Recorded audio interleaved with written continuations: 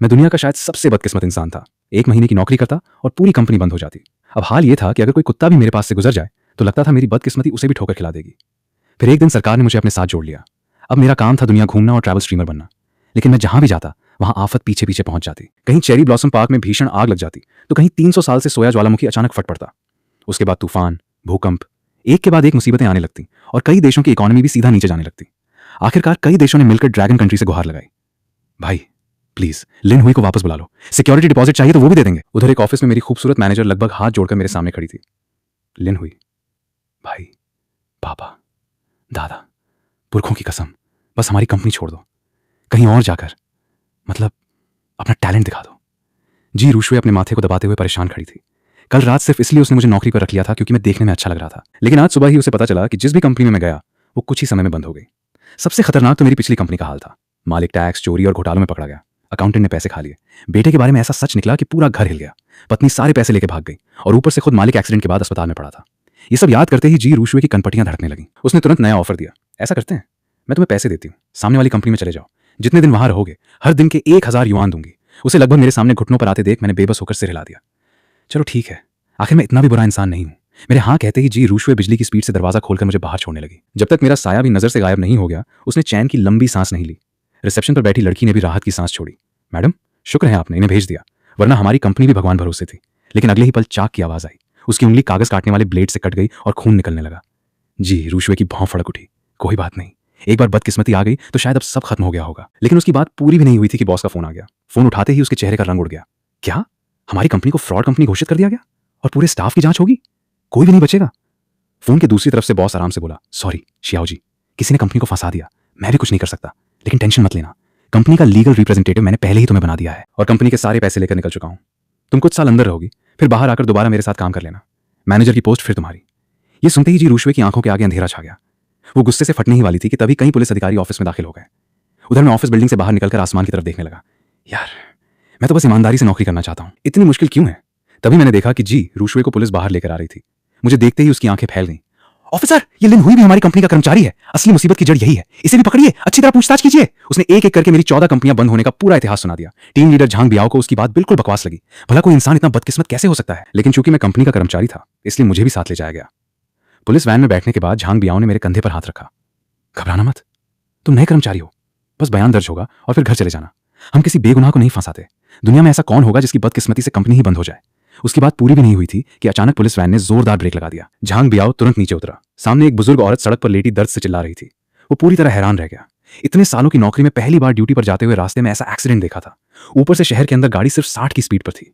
फिर भी आंटी पता नहीं कहां से उड़कर सीधे गाड़ी के सामने आ गई। कुछ तो गड़बड़ थी। उसने अनजाने में मेरी तरफ देखा। मैं बस अजीब सी मुस्कान दे पाया। साइड में बैठी जी रूशवे ठंडी आवाज में बोली, देखा, ये मनहूस सच में कमाल का है। झांग बियाओ ने सिर झटक दिया। नहीं, ये सब बस इत्तेफाक है। वो बुजुर्ग औरत के पास गया। आंटी, आइए आपको अस्पताल ले चलते हैं। वो बाकी पुलिस वालों को मदद के लिए बुलाने ही वाला था कि आंटी घबराकर खुद ही उठ खड़ी हुई। वो लंगड़ाते हुए वहां से भागने लगी। आखिर क्यों? क्योंकि वो कोई सीधी सादी आंटी नहीं थी। वो प्रोफेशनल ठग थी। जेबकतरी, लोगों को बहला फुसलाकर गायब करना, लंबी लिस्ट थी उनके धंधों की। अगर पुलिस की गाड़ी में बैठ गई तो पूरा करियर वहीं खत्म हो जाता। लेकिन झांग बियाओ उन्हें जाने देने वाला नहीं था। वो पीछे दौड़ा और आंटी उससे भी तेज भागी। एक भाग रही थी, दूसरा पीछे पड़ा था। सीन किसी कॉमेडी शो से कम नहीं लग रहा था। तभी अचानक एक 3 पहिया गाड़ी न जाने कहां से आई और सीधे आंटी को टक्कर मार दी। इतना ही नहीं, उनके पहले से घायल पैर के ऊपर से भी निकल गई। झांग बियाओ वहीं रुक गया। उसने फिर मेरी तरफ देखा। अब उसके दिमाग में पहली बार सच में कुछ अजीब चलने लगा था। लेकिन एक पुलिस अधिकारी होने के नाते उसने खुद को समझाया, नहीं, अभी भी ये सिर्फ इत्तेफाक है। वो आंटी को अस्पताल भेजने के लिए आगे बढ़ा। लेकिन इस बार उनका चेहरा ध्यान से देखते ही उसे झटका लगा। अरे, ये तो वही वांटेड अपराधी है जिसकी तलाश पूरे विभाग को थी।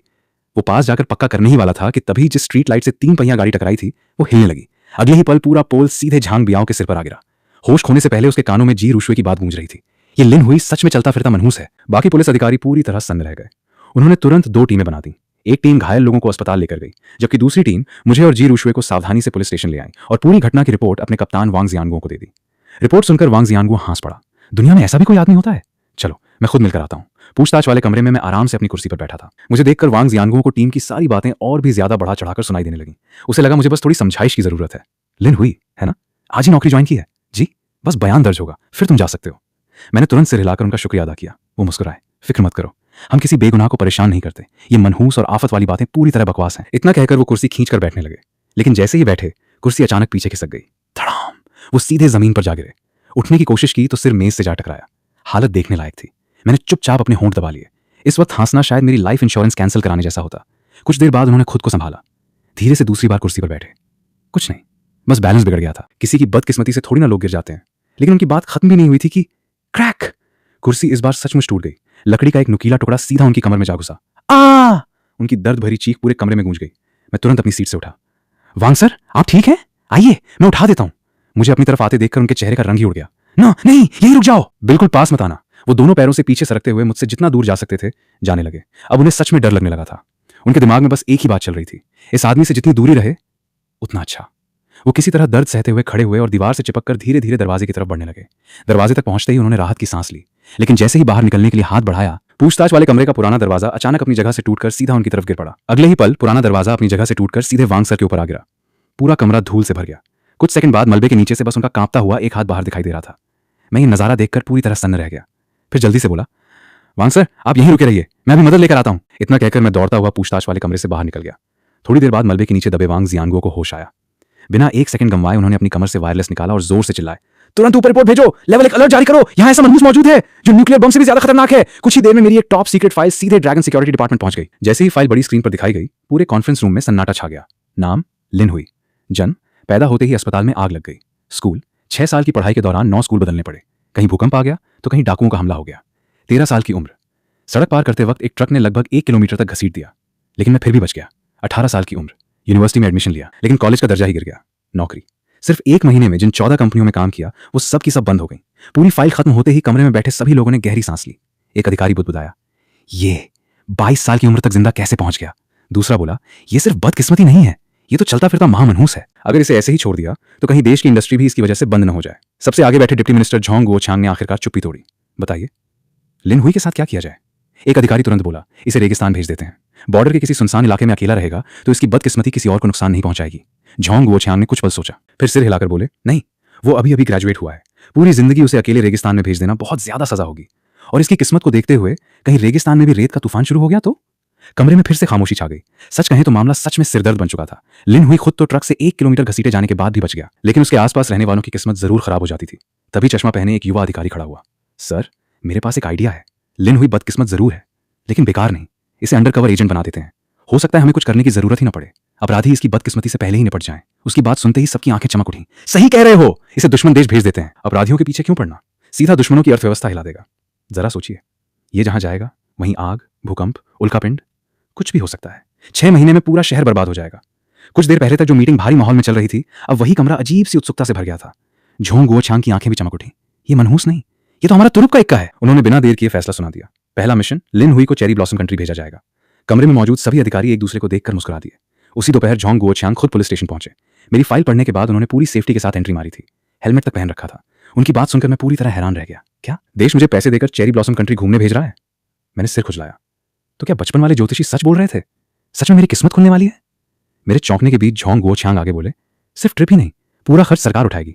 हर महीने 50,000 युआन सैलरी मिलेगी, 9 तरह का इंश्योरेंस, हाउसिंग बेनिफिट और बाकी कई सुविधाएं भी। तो दिलचस्पी है? मैंने बिना एक पल गंवाए जोर जोर से सिर हिलाया, फिर दोनों हाथों से उनका हाथ पकड़कर बोला, आज से यही कंपनी मेरा घर है और आप सब मेरा परिवार। जो काम देंगे पूरी जान लगाकर करूंगा।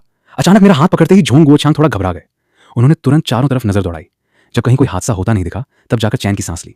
फिर बोले, तुम्हें बस चेरी ब्लॉसम कंट्री घूमना है, माउंट फूजी देख लेना, कुछ मशहूर मंदिर घूम लेना, बस इतना ही। बाहर से वो मुस्कुरा रहे थे, लेकिन मन ही मन सोच रहे थे, अगर ये वहां एक चक्कर लगा दे तो हल्का फुल्का भूकंप आ जाए, कोई बड़ी बात नहीं। और वो ज्वालामुखी भी तो सैकड़ों साल से सोया पड़ा है, अब उठने का टाइम आ गया होगा। उधर मुझे पहली बार लगा कि कहीं मेरी भी जरूरत है। मैं तुरंत खड़ा होकर पूरे जोश से बोला, मैं लिन हुई, ये मिशन जरूर पूरा करूंगा। झोंग गुओचांग ने संतुष्ट होकर सिर हिलाया। उन्हें मैं पसंद तो आ गया था, लेकिन सुबह पढ़ी हुई मेरी फाइल याद आते ही उन्होंने ज्यादा देर रुकना ठीक नहीं समझा। फिलहाल यहीं रहो, हम सारे कागज तैयार करके तुम्हें लेने आएंगे। वो जाने ही वाले थे कि मैंने उन्हें रोक लिया। सर, क्या मैं किसी को अपने साथ ले जा सकता हूं? वरना मुझे रास्ता भी नहीं मिलेगा। झोंग गुओचांग हल्का मुस्कुराए। लगता है किसी का नाम पहले से सोच रखा है। मैंने तुरंत सिर हिलाया। जी, मेरी मैनेजर जी रूशुए, उन्होंने मुझे नौकरी दी थी। अगर हो सके तो उन्हें भी साथ ले चलिए, शायद इससे उनकी सजा भी कुछ कम हो जाए। झोंग गुओचांग ने कुछ पल सोचा। हम इस पर विचार करेंगे। अगली सुबह वो पासपोर्ट लेकर वापस आ गए। उनके मुताबिक मिशन बहुत जरूरी था, इसलिए तुरंत निकलना था। मैं उनके साथ गाड़ी में बैठा। पीछे की सीट पर जी रूशुए पहले से बैठी थी। मैं मुस्कुराकर बोला, गुड मॉर्निंग मैनेजर जी। उन्होंने बड़ी मुश्किल से मुस्कान बनाई, ऐसी मुस्कान जिसे देखकर कोई भी कह दे कि रोना इससे आसान था। कल ही झोंग गुओचांग ने उन्हें बताया था कि जांच में वो फ्रॉड में शामिल नहीं पाई गई, लेकिन कंपनी की लीगल रिप्रेजेंटेटिव होने की वजह से पूरी तरह बच भी नहीं सकती थी। अगर वो मेरे साथ ट्रांसलेटर बनकर विदेश जाएंगी तो इसे उनके लिए सुधार का मौका माना जाएगा। शुरू में उन्होंने साफ मना कर दिया था, लेकिन जैसे ही उन्हें मिशन का असली टारगेट पता चला उन्होंने तुरंत हामी भर दी। अगर चेरी ब्लॉसम कंट्री की किस्मत खराब करनी है तो फिर डर कैसा? इतिहास में नाम लिखवाने का मौका रोज थोड़ी मिलता है। मेरे बैठते ही झोंग गुओछियांग ने एक फाइल से नक्शा निकाला। ये हमारी टीम ने पूरी रात जाग कर तैयार किया है। जहां जहां निशान लगे हैं उन जगहों पर जरूर घूमना। मैंने नक्शा खोला, उस पर राष्ट्रपति भवन, शाही निवास, यासुकुनी श्राइन और कई बड़े शहरों पर लाल निशान लगे हुए थे। मैं कुछ पूछता उससे पहले जी रूशवे हंसते हुए बोली, ये ट्रैवल मैप कम, मौत का रूट ज्यादा लग रहा है। बात तो उन्होंने मजाक में कही, लेकिन उनकी आंखों की चमक कुछ और ही कहानी बता रही थी। फ्लाइट से पहले झोंग गुओछियांग ने हमें कुछ जरूरी सामान दिया और वापस चले गए। जी रूशवे को लगा अब शायद सफर आराम से कट जाएगा, लेकिन किस्मत ने फिर अपना परिचय देना शुरू कर दिया। फ्लाइट लेट हुई, वेटिंग एरिया में आग लग गई, जबरदस्त एयर टर्बुलेंस आया। एयरपोर्ट पर एक के बाद एक ऐसी घटनाएं होती रहीं जिन्हें शायद कोई इंसान पूरी जिंदगी में भी एक साथ न देखे। जब आखिरकार विमान सुरक्षित उतर गया तब जाकर जी रूशवे ने राहत की सांस ली। उन्हें समझ आ गया था इतिहास में नाम लिखवाने का मौका सच में जान पर खेलकर ही मिलता है। उधर मैं एयरपोर्ट के बाहर की दुनिया देखकर बेहद उत्साहित था। आखिर पहली बार विदेश आया था।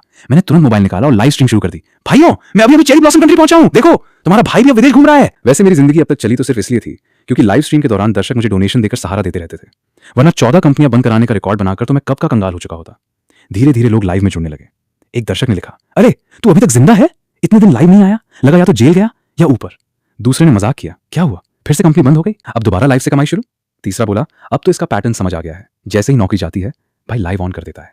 तभी एक दर्शक ने ध्यान से स्क्रीन देखी। रुको, इस बदकिस्मत ने अभी कहा कि ये चेरी ब्लॉसम कंट्री में है। मैं लाइव चैट में आते मैसेज पढ़कर हल्का सा मुस्कुराया और गला साफ करते हुए बोला, दोस्तों आज वाला मैं कल वाले मुझसे बिल्कुल अलग हूं। अब तुम्हारा भाई आगे बढ़ चुका है। इस बार मैं अपनी खूबसूरत मैनेजर के साथ cherry blossom country official trip पर आया हूं। अगले कुछ दिनों तक मैं आप सबको यहाँ की सैर भी करवाऊंगा। इतना कहकर मैंने कैमरा थोड़ा घुमाया। जैसे ही जी रूशवे कैमरे में दिखाई दी, लाइव चैट अचानक तेजी से भरने लगी। उसी वक्त हमें लेने के लिए ऊपर से भेजी गई गाड़ी भी पहुंच गई। मैं और जी रूशवे उसमें बैठ गए। मैं अभी दर्शकों से बातें ही कर रहा था कि अचानक मेरे फोन पर एक ब्रेकिंग न्यूज का नोटिफिकेशन आया। चेरी ब्लॉसम कंट्री के नेता कल फिर से चेरी ब्लॉसम श्राइन का दौरा करेंगे। मैंने हल्का सा भौएं चढ़ाई। लाइव में कई लोगों ने भी वो खबर देख ली थी। एक दर्शक ने लिखा, देखा, फिर वही हरकतें शुरू हो गई। दूसरा बोला, भाई एक काम करो, वहां के लोकल बनकर उसी श्राइन में नौकरी कर लो, क्या पता तुम्हारी बदकिस्मती से वो जगह ही बंद हो जाए। ये पढ़ते ही मैंने तुरंत मुंह बनाकर कहा, छी छी छी, अरे उस जगह का बंद होना तो मैं भी चाहता हूं, लेकिन उसके लिए मुझे उनका आदमी बनने को मत बोलो, ये तो मेरी पर्सनैलिटी की सीधी बेइज्जती है। फिर मैंने हंसते हुए कहा, हाँ अगर वो जगह उड़ ही जाए तो अलग बात है। उसी समय चेरी ब्लॉसम श्राइन के अंदर एक तेल का दिया अचानक गिर गया। जलता हुआ तेल फर्श पर फैल गया और देखते ही देखते आग तेजी से पूरे हॉल में फैलने लगी। वहां मौजूद स्टाफ तुरंत आग बुझाने में जुट गया, लेकिन जितना वो बुझाने की कोशिश करते आग उतनी ही भड़कती चली गई। कुछ ही मिनटों में पूरा मुख्य हॉल आग की लपटों में घिर गया। अंदर रखी सारी स्मारक पट्टिकाएं और सामान जलकर राख हो गए। जब वहां के नेताओं को यह खबर मिली तो उनका गुस्सा 7वें आसमान पर पहुंच गया। उन्होंने मेज पर जोर से हाथ मारा। ये कैसे हो गया, इतने लोग मौजूद थे फिर भी आग नहीं बुझा पाए, तुरंत सफाई शुरू कराओ, कल तक मुझे ये जगह पहले जैसी चाहिए। रिपोर्ट देने आया अधिकारी सिर झुकाए खड़ा था। उसके माथे पर पसीना साफ दिखाई दे रहा था। धीरे से बोला, सर पूरा मुख्य भवन जलकर राख हो चुका है, अब इसकी मरम्मत संभव नहीं है।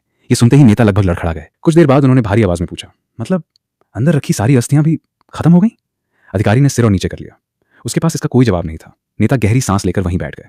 इतनी महत्वपूर्ण जगह का इस तरह जल जाना पूरे देश के लिए शर्म की बात थी। उधर मैं अभी भी लाइव में दर्शकों से मजाक कर रहा था। तभी वही खबर हर बड़े न्यूज प्लेटफॉर्म की हेडलाइन बन गई। रिपोर्ट के मुताबिक चेरी ब्लॉसम श्राइन में अचानक आग लग गई, पूरी इमारत ढह गई और अंदर रखा सब कुछ जलकर राख हो गया। कुछ ही मिनटों में यह खबर वायरल हो गई। आधे घंटे के अंदर इसकी चर्चा करोड़ों लोगों तक पहुंच गई। ड्रैगन कंट्री के लोग तो जैसे जश्न मनाने लगे। एक ने लिखा, आज तो 2 पैक बनते हैं। दूसरा बोला, मैं जरा मुस्कुरा लूं, कोई बुरा तो नहीं मानेगा। तीसरे ने जवाब दिया, खुलकर हंसो, आज तो हर तरफ खुशियों वाले गाने बज रहे हैं। एक और कमेंट आया, पहले खबर देखकर डर गया था, लेकिन जगह का नाम पढ़ते ही लगा, जो होना था हो गया, बस किसी की जान न गई हो। बाकी उस जगह का तो कब का यही हाल होना चाहिए था, लेकिन मेरे लाइव चैट का माहौल बिल्कुल अलग था। एक दर्शक ने लिखा, भाई तेरे मुंह में जीपीएस लगा है क्या, जो बोलता है वही हो जाता है। दूसरा बोला, चेरी ब्लॉसम कंट्री पहुंचते ही तेरी बदकिस्मती ने तो अल्टीमेट स्किल चला दी। तीसरा तुरंत बोला, कौन सी बदकिस्मती, हमारे हुई भाई तो लकी चार्म है, हुई भाई आप हमारे भगवान हो। ये सब पढ़कर मैं खुद हैरान था। आखिर मैं अभी अभी इस देश में उतरा था, उस जगह का रास्ता तक नहीं जानता था। मैंने तुरंत सफाई दी, अरे भाई मैंने सिर्फ इतना कहा था कि अगर वो जगह उड़ जाए तो अच्छा होगा, मैंने आग लगने की बात थोड़ी कही थी, इसमें मेरा कोई हाथ नहीं है। फिर मैंने मजाक में कहा, चलो अब बोल देता हूं कि कल यहां तूफान आएगा, क्या सच में आ जाएगा? बिल्कुल नहीं। ऑफिशियल रिपोर्ट भी कह रही है कि ये एक हादसा था, इस बार का इल्जाम मैं नहीं लेने वाला। इतना कहकर मैंने ऑफिशियल रिपोर्ट भी लाइव में दिखा दी। मान लिया मैं दूसरों से थोड़ा ज्यादा बदकिस्मत हूं, लेकिन दुनिया में जो भी हो उसका ठीकरा मेरे सिर पर मत फोड़ा करो, वरना सच में लोग मुझे चलता फिरता मनहूस मान लेंगे। लेकिन दर्शकों को मेरी सफाई से कोई फर्क नहीं पड़ा, उल्टा मजाक और बढ़ गया।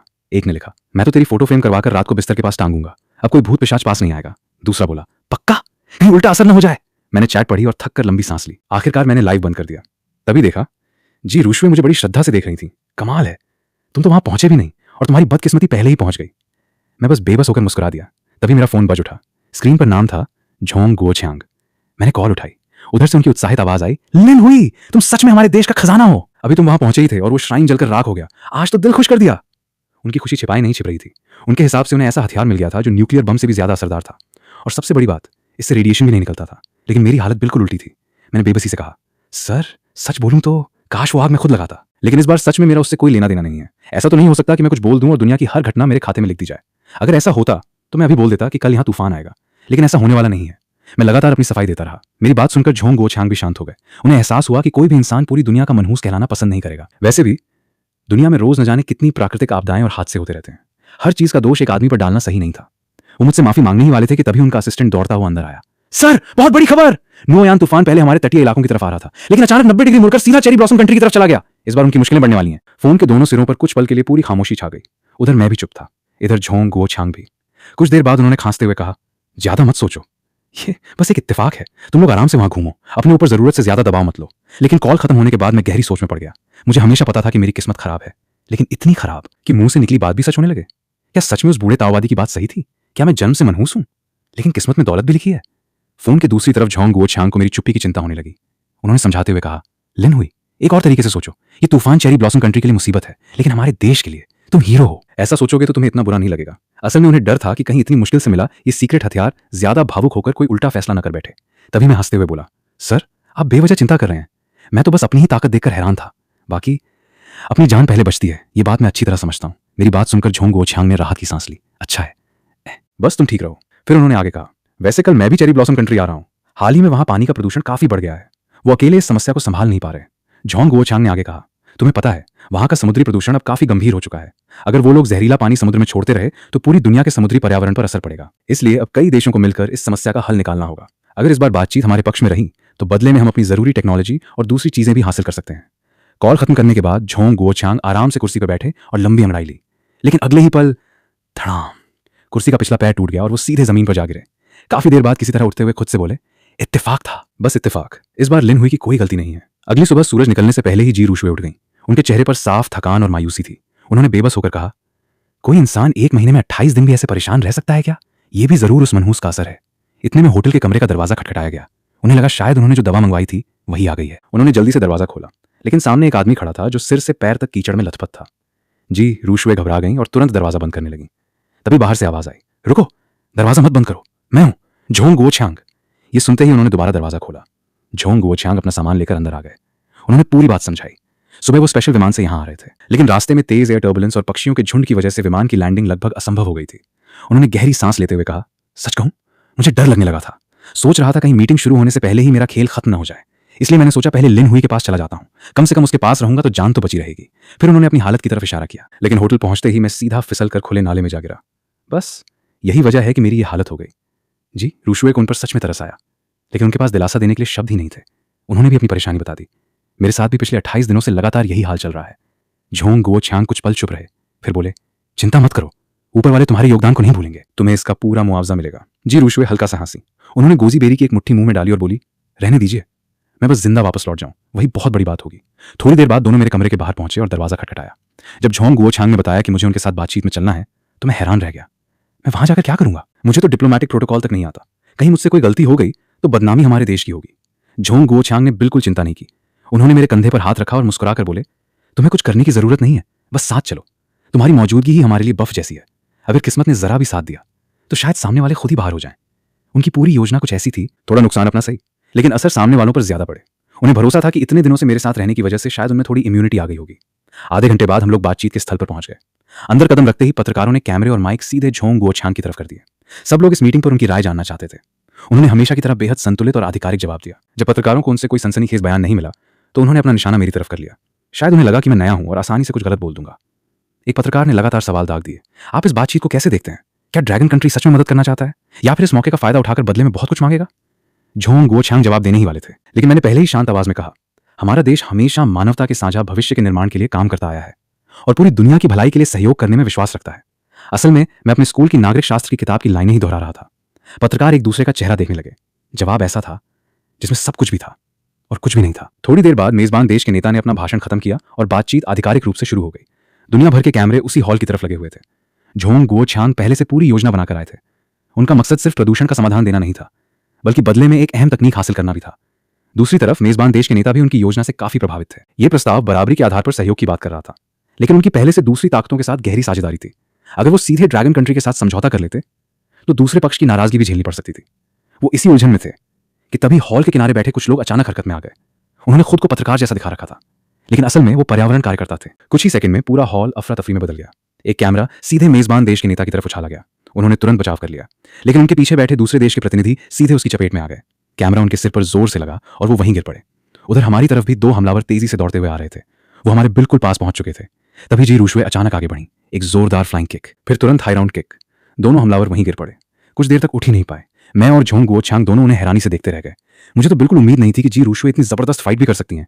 मैंने तुरंत ताली बजाई। वाह, कमाल कर दिया, मुझे तो पता ही नहीं था कि तुम्हें ये सब भी आता है। उन्होंने बाल पीछे किए और हल्की मुस्कान के साथ बोली, तुम्हें अभी मेरे बारे में बहुत कुछ नहीं पता, और तुम्हारे साथ रहना हो तो थोड़ा बहुत लड़ना आना ही चाहिए, वरना मैं कब की गई होती। ये पूरा हंगामा कुछ ही पलों में शुरू हुआ और सुरक्षा कर्मियों ने जल्दी ही सब कुछ संभाल भी लिया। क्योंकि ये पूरी घटना लाइव प्रसारित हो रही थी, इसलिए कुछ ही मिनटों में पूरी दुनिया तक खबर पहुंच गई। कई लोग मेजबान देश की सुरक्षा व्यवस्था का मजाक उड़ा रहे थे, लेकिन ड्रैगन कंट्री में कुछ लोगों का ध्यान किसी और चीज पर गया। उन्होंने लाइव फुटेज में एक जाना पहचाना चेहरा देख लिया था। अरे, ये तो वही लिन हुई है, ये इतनी बड़ी इंटरनेशनल मीटिंग में क्या कर रहा है? दूसरा बोला, मैंने भी इसे पहले देखा है। अगर ये वहां है तो हादसा होना अब उतना हैरान करने वाली बात नहीं लगती। तीसरे ने लिखा, कहीं इसे किसी खास मिशन पर तो नहीं भेजा गया, वरना इसकी वहां मौजूदगी का क्या मतलब। देखते ही देखते पूरे इंटरनेट पर मेरी चर्चा शुरू हो गई। जो लोग मुझे नहीं जानते थे उन्हें भी मेरे दर्शक मेरी पूरी कहानी बताने लगे, और देखते ही देखते मेरे फॉलोअर्स तेजी से बढ़ने लगे।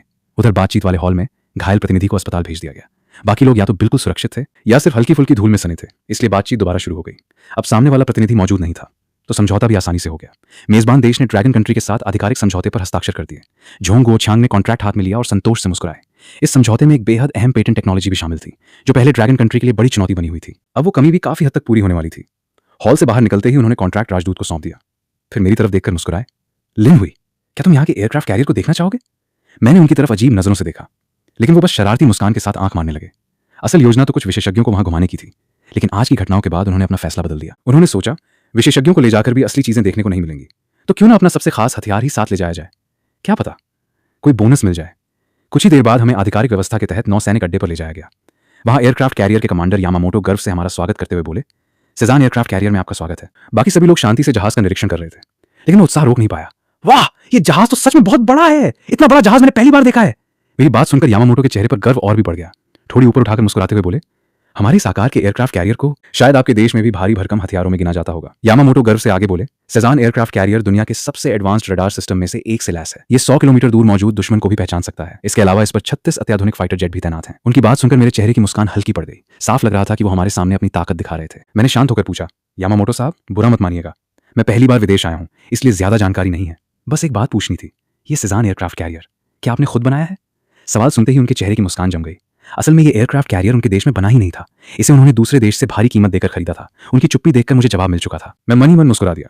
दुनिया चाहे कम देखी हो, लेकिन पढ़ाई बेकार नहीं गई थी। अगर जहाज खरीदा हुआ है तो उसका पूरा तकनीकी डेटा भी बेचने वाले के पास होगा। मतलब अगर कभी वही देश इसके खिलाफ हो गया तो ये एयरक्राफ्ट कैरियर लोहे के बड़े टुकड़े से ज्यादा काम का नहीं रहेगा। ऐसे में इस पर इतना घमंड करने की भी क्या बात थी? माहौल थोड़ा अजीब हो गया। झोंग गुओछांग तुरंत हंसते हुए बोले, यामामोटो साहब, अगर संभव हो तो इसे समुद्र में चलाकर भी दिखाइए। हमारे लिन हुई पहली बार एयरक्राफ्ट कैरियर पर आए हैं। यामामोटो ने बिना सोचे हामी भर दी। उनके लिए अपने जहाज की ताकत दिखाने का सबसे अच्छा मौका था। कुछ ही देर बाद इंजन गरजने लगे। विशाल जहाज धीरे धीरे बंदरगाह से निकलकर समुद्र की तरफ बढ़ने लगा। समुद्र का पानी दोनों तरफ हटता जा रहा था। उधर एक और चीज भी चुपचाप अपनी दिशा बदल चुकी थी, वो तूफान, जिसे अभी 10 दिन बाद आना था। किसी वजह से पहले ही रास्ता बदल चुका था और अब सीधा चेरी ब्लॉसम कंट्री के उत्तरी हिस्से की तरफ बढ़ रहा था।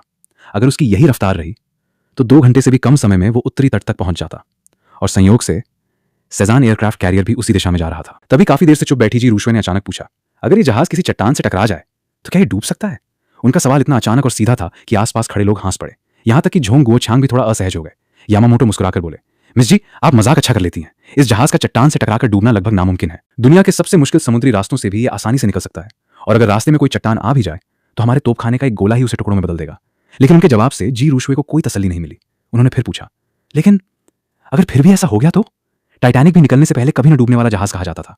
यामामोटो फिर हंस पड़े। वो 100 साल पुरानी बात है। उस समय की तकनीक और आज की तकनीक में जमीन आसमान का फर्क है। अब उनके मन की आखिरी चिंता भी खत्म हो गई थी। उन्हें लगने लगा कि ड्रैगन कंट्री ने इस स्तर के दौरे पर 2 बिल्कुल अनुभवहीन युवाओं को भेज दिया है। लेकिन जी रूशवे अभी भी रुकी नहीं। उन्होंने फिर पूछा, अगर समुद्र में भंवर आ जाए या कोई समुद्री दैत्य या फिर बड़ा तूफान, तब भी ये जहाज सुरक्षित रहेगा? इस बार यामामोटो के जवाब देने से पहले ही झोंग गुओछांग बीच में बोल पड़े, बस अब और सवाल नहीं, उन्हें लग रहा था कि ये सवाल कुछ ज्यादा ही बचकाने होते जा रहे हैं। आधुनिक एयरक्राफ्ट कैरियर को तूफान डुबो देगा, ये सुनकर कोई भी हंस देगा। मैं भी मुस्कुराते हुए जी रूशवे से बोला, तुम कुछ ज्यादा ही सोच रही हो। इतने बड़े जहाज का रडार 100 किलोमीटर दूर से ही तूफान पकड़ लेता है। अगर किसी तूफान को इसे डुबोना है तो कम से कम कैटेगरी 12 जितना ताकतवर होना पड़ेगा, और जहाज को ठीक उसके बीचों बीच होना पड़ेगा। समझ रही हो इसका मतलब ऐसा अदृश्य तूफान जो सीधे इसी जहाज से टकरा जाए। ऐसी बात होने की संभावना लगभग शून्य, जब तक ऊपर वाला तुम्हारा कोई खास रिश्तेदार ना हो। जी रूशवे ने मुझे घूर कर देखा, फिर आसमान की तरफ नजर उठाई। चारों तरफ साफ नीला आसमान था। उन्हें भी थोड़ा चैन आया, लेकिन तभी रडार स्क्रीन पर एक बड़ा लाल निशान दिखाई दिया। वो लगातार एयरक्राफ्ट कैरियर के आसपास घूम रहा था। उसकी पहचान साफ नहीं हो रही थी, लेकिन इतना तय था कि वो किसी भी दर्ज किए गए समुद्री जीव से मेल नहीं खाता था। यामामोटो की आंखें चमक उठी। उन्होंने जी रूशवे की तरफ देखकर कहा, अभी तो आप कई तरह की चिंता कर रही थी, लीजिए, एक समुद्री जीव खुद हमारे पास आ गया है। अब मैं आपको सेजान एयरक्राफ्ट कैरियर की असली ताकत दिखाता हूं। उन्होंने तुरंत तोप चलाने का आदेश दिया। गोले लगातार समुद्र की तरफ दागे जाने लगे। धड़ाम धड़ाम धड़ाम समुद्र की सतह पर ऊंची ऊंची लहरें उठने लगीं। यामामोटो आत्मविश्वास से कमर पर हाथ रखकर बोले, मिस जी, अब तो तैयार रहिए, आज ताजा साशिमी खाने को मिलेगी। इतने गोले लगने के बाद व्हेल भी नहीं बच सकती। लेकिन उनकी आवाज धीरे धीरे रुक गई, क्योंकि रडार पर लाल निशान अब भी मौजूद था। मतलब इतने सारे हमलों के बाद भी वो जीव जिंदा था। और अगली ही सेकंड एक लाल निशान 2 में बदल गया। यामामोटो का चेहरा उतर गया। उन्होंने तुरंत आदेश दिया, गोले फिर से भरो, निशाना उसी समुद्री जीव पर रखो, हर हाल में उसे खत्म करो। एक और जबरदस्त हमला शुरू हो गया, लेकिन समुद्र के नीचे मौजूद वो चीज बिना किसी नुकसान के जहाज के आसपास घूमती रही। ऐसा लग रहा था जैसे वो जानबूझकर उन्हें चिढ़ा रही हो। गुस्से में यामामोटो ने रडार पैनल पर जोर से हाथ मारा। टक, एक छोटा सा स्क्रू नीचे गिर पड़ा। रडार स्क्रीन एक पल के लिए हरी हुई, और फिर धड़ाम, अंदर से काला धुआं निकलने लगा। एक स्प्रिंग उछलकर बाहर आ गई। पूरी स्क्रीन अपनी जगह से निकलकर 4-5 मीटर दूर जा गिरी और उड़ते उड़ते सीधा यामामोटो की आंख के पास जा लगी। आह! उन्होंने तुरंत अपनी आंख पकड़ ली। गुस्से में चिल्लाए, ये कैसा घटिया सामान है, सिर्फ एक थप्पड़ में टूट गया। झोंग गो छांग ने खांसने का बहाना बनाकर अपनी हंसी रोक ली, लेकिन जी रूशवे की हालत अलग थी। वो हंसी रोक तो रही थी, पर उनके कांपते कंधे सारी कहानी बता रहे थे। आखिर एयरक्राफ्ट कैरियर का रडार एक थप्पड़ में टूट जाए, ऐसा सीन तो फिल्मों में भी मुश्किल से देखने को मिलता है। कई लोगों के मन में एक ही सवाल आया, कहीं बेचने वालों ने पुराना कबाड़ तो नहीं पकड़ा दिया। यामामोटो के दिमाग में भी यही बात आई। उन्होंने तुरंत दूसरे देश में मौजूद जॉन को फोन मिलाया। मिस्टर जॉन, आपने जो एयरक्राफ्ट कैरियर हमें बेचा है उसमें शायद थोड़ी सी दिक्कत है। रडार पैनल को हल्का सा हाथ लगाया और वो टूट गया। कहीं आपने हमें पुराना मॉडल तो नहीं दे दिया? फोन की दूसरी तरफ से हल्की हंसी सुनाई दी। फिर जवाब आया, मिस्टर यामामोटो, हमारे यहां से निकला हर एयरक्राफ्ट कैरियर बेहतरीन क्वालिटी का होता है। अगर आपका रडार टूट गया तो शायद इस्तेमाल करते वक्त आपने ज्यादा जोर लगा दिया होगा, और अगर आपने दोबारा हमारे प्रोडक्ट पर ऐसे आरोप लगाए तो मानहानि का केस करने पर भी हमें कोई आपत्ति नहीं होगी। ये सुनकर यामामोटो कुछ पल के लिए चुप रह गए। उन्हें समझ ही नहीं आया, खराबी सामने वाले के सामान में थी और धमकी उन्हें मिल रही थी। तभी एक सैनिक घबराया हुआ भागता हुआ वहां पहुंचा। यामामोटो ने उसे देखते ही डांट दिया, इतना घबरा क्यों रहे हो, ट्रेनिंग में कुछ नहीं सीखा? सैनिक जोर जोर से सांस ले रहा था। कुछ पल बाद उसने हकलाते हुए कहा, बुरी खबर है, एक टाइफून हमारी तरफ आ रहा है। उसकी रफ्तार बहुत तेज है, ज्यादा से ज्यादा 10 मिनट में वो यहां पहुंच जाएगा। उसकी बात सुनते ही पूरे जहाज पर सन्नाटा छा गया। जी रूशवे और झोंग गो छांग ने एक साथ मेरी तरफ देखा, लेकिन दोनों ने बिना कुछ कहे अपनी नजरें हटा ली। मैं बस अजीब सी मुस्कान दे पाया। उधर यामामोटो अभी भी समझ नहीं पा रहे थे कि आखिर हो क्या रहा है। पहले वो रहस्यमयी समुद्री जीव, अब अचानक बिना किसी चेतावनी के टाइफून। उन्हें यह सब सिर्फ इत्तेफाक मानना मुश्किल लग रहा था। उन्होंने तुरंत दूरबीन उठाई। दूर समुद्र में भयानक तूफान उठ चुका था। तेज हवाओं में अनगिनत मछलियां हवा में उड़ रही थीं। यहां तक कि एक विशाल व्हेल भी बवंडर में उठकर आसमान की तरफ जा रही थी। वो मंजर देखकर यामामोटो के रोंगटे खड़े हो गए। उन्होंने दावा तो किया था कि सेजान एयरक्राफ्ट कैरियर टाइफून झेल सकता है, लेकिन ऐसा टाइफून नहीं। उन्होंने घबराकर सैनिकों पर चिल्लाया, बेकार लोगो, टाइफून इतना पास आ गया और तुम्हें अब पता चला? लेकिन अब कुछ करने का समय बहुत कम था। कुछ ही पलों में शांत डेक पर तूफानी हवाएं चलने लगीं। सभी लोग जल्दी जल्दी जहाज के अंदर भाग गए। यामामोटो ने तुरंत जहाज को वापस बंदरगाह की तरफ मोड़ने का आदेश दिया। झोंग गो छांग खिड़की से बाहर मूसलाधार बारिश और तूफान को देखते हुए गहरी सांस भरने लगे। उन्हें पता था कि टाइफून ने रास्ता बदल लिया था, लेकिन ये इतनी जल्दी और बिना किसी चेतावनी के आ जाएगा, उन्होंने इसकी उम्मीद नहीं की थी।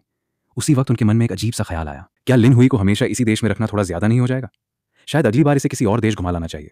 इधर यामामोटो पूरी कोशिश कर रहे थे कि जहाज टाइफून के बीच पहुंचने से पहले निकल जाए, लेकिन तूफान बेहद तेज था। हवाओं के साथ समुद्र की बड़ी बड़ी चीजें भी हवा में उड़ रही थीं। जो पीछे रह जाता उसके सिर पर सीधी मछली आकर गिरती। तभी एक और सैनिक भागता हुआ आया, कमांडर, रडार पूरी तरह बंद हो गया है, हमें रास्ता दिखाई नहीं दे रहा। यामामोटो की कनपटी की नसें फूल गईं। आज हर चीज उनके खिलाफ जा रही थी, लेकिन अगले ही पल उन्होंने ऐसा दृश्य देखा जो वो शायद कभी नहीं भूल पाएंगे। टाइफून की आंख लगातार करीब आती जा रही थी। उसके अंदर मछलियां, पक्षी, पेड़ और न जाने क्या क्या घूम रहा था। सब मिलकर आसमान तक उठती हुई एक विशाल पानी की दीवार जैसा दृश्य बना रहे थे। काले बादलों ने पूरा आसमान ढक लिया था, मानो दुनिया का अंत सामने खड़ा हो। इतना विशाल एयरक्राफ्ट कैरियर भी जोर जोर से हिलने लगा। डेक पर खड़े वो फाइटर जेट, जिन पर यामामोटो को सबसे ज्यादा गर्व था, एक एक करके समुद्र में जा गिरे। लेकिन मुसीबत यही नहीं रुकी। अगले ही पल जहाज के ऊंचे मस्तूल टूटकर गिरने लगे। ब्रिज बुरी तरह दबकर टेढ़ा हो गया। सामने का डेक विशाल लहरों की टक्कर से टूट गया। यामामोटो के चेहरे से पूरा रंग उड़ चुका था। अब बात सिर्फ अरबों के नुकसान की नहीं थी, आज शायद उनकी जान भी यहीं खत्म होने वाली थी। जी रूशवे का चेहरा भी पूरी तरह सफेद पड़ गया। आते वक्त उन्होंने हर हाल के लिए खुद को तैयार किया था, लेकिन मौत सामने खड़ी हो तो हिम्मत भी जवाब देने लगती है। उन्होंने मेरी तरफ देखकर कहा, लिन हुई, तुम सच में कमाल हो। एक्सीडेंट, आग, भूकंप, यहां तक कि हर तरह की बदकिस्मती की कल्पना की थी, लेकिन साफ आसमान में टाइफून आ जाएगा, ये कभी नहीं सोचा था। काश आने से पहले अपनी सारी सेविंग्स खर्च कर दी थी। मैंने तुरंत उन्हें दिलासा दिया, फिक्र मत करो, बचपन से अब तक मैं न जाने कितनी जानलेवा मुसीबतों में फंस चुका हूँ। ये तो मुश्किल से मेरी तीसरी सबसे खतरनाक स्थिति होगी। और एक बात मैंने हमेशा नोटिस की है, जब भी लगता है कि अब मैं गया तभी कोई चमत्कार हो जाता है। झोंग वो छांग ने भी मेरी बात का समर्थन किया। सही कह रहा है, मैंने इसकी पूरी फाइल पढ़ी है। अगर इसकी किस्मत इतनी खराब होने के बाद भी ये आज तक जिंदा है तो इसकी बात में दम है। उनकी बातें सुनकर जी रूशवे थोड़ी शांत हुई। कुछ देर बाद वैसा ही हुआ जैसा मैंने कहा था। टाइफून जितनी तेजी से आया था उतनी ही तेजी से आगे निकलने लगा। समुद्र धीरे धीरे शांत होने लगा, लेकिन बुरी तरह टूट चुका सेजान एयरक्राफ्ट कैरियर अब धीरे धीरे पानी में डूब रहा था। इस बार झोंग वो छांग भी मायूस होकर बोले, लगता है इस बार मामला सच में हाथ से निकल गया। मैं वहीं खड़ा रहा, मेरे चेहरे पर ज्यादा फर्क नहीं था। मुझे अपना बचपन याद आ गया। एक बार मुझे जूस की बोतल मिली थी, मैंने किसी से शेयर नहीं किया, अकेले ही पी गया। फिर लगातार 3 दिन तक बेहोश पड़ा रहा। बाद में पता चला वो जूस नहीं, कीटनाशक था। मेरी जिंदगी हमेशा ऐसी ही रही थी। हर बार मौत मेरे बिल्कुल पास तक आई, लेकिन आखिरी पल में कुछ न कुछ बदल जाता। इसलिए मुझे यकीन था इस बार भी हम बच जाएंगे। और सचमुच जब एयरक्राफ्ट कैरियर लगभग डूबने ही वाला था तभी आसमान में कई रेस्क्यू फाइटर जेट दिखाई दिए। सबके चेहरों पर उम्मीद लौट आई। जैसे ही हम रेस्क्यू विमान में सवार हुए तब जाकर सबने राहत की सांस ली। नीचे समुद्र में डूबते हुए सेजान एयरक्राफ्ट कैरियर को देखकर हर कोई कुछ देर चुप रहा। आते वक्त किसी ने नहीं सोचा था कि इतना बड़ा एयरक्राफ्ट कैरियर समुद्र में समा जाएगा। अब विमान में बैठे लोग मेरी तरफ अजीब नजरों से देख रहे थे। उनकी आंखों में शिकायत भी थी और शुक्रिया भी। जो भी हुआ, कम से कम हम सबकी जान बच गई। करीब आधे घंटे बाद हम सुरक्षित जमीन पर उतर गए, लेकिन एयरपोर्ट के बाहर दुनिया भर के पत्रकार पहले से हमारा इंतजार कर रहे थे।